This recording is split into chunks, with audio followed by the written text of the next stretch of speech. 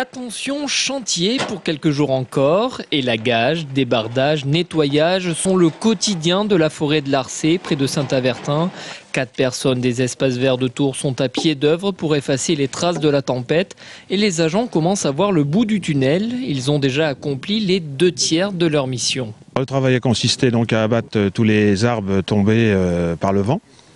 Pour moi, ça a commencé le dimanche matin parce que j'étais de permanence.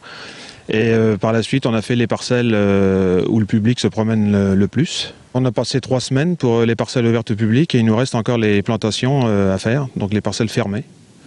Donc il va rester encore une semaine de travail.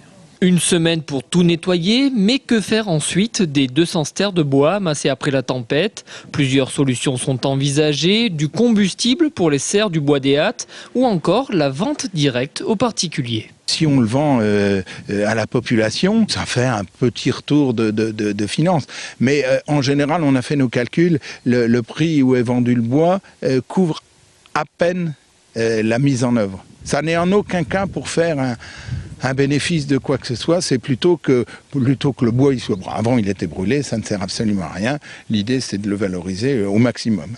La forêt mais aussi les centres-villes ont été touchés. Chênes, cèdres, peupliers, 230 arbres ont été abattus à Tours. Il faut maintenant les replanter, un coût estimé à plus de 200 000 €.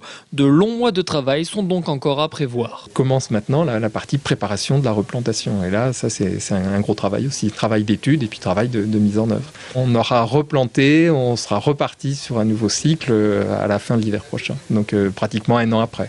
Espérons maintenant que les prochains hivers soient plus cléments pour que la nature retrouve enfin son vrai visage.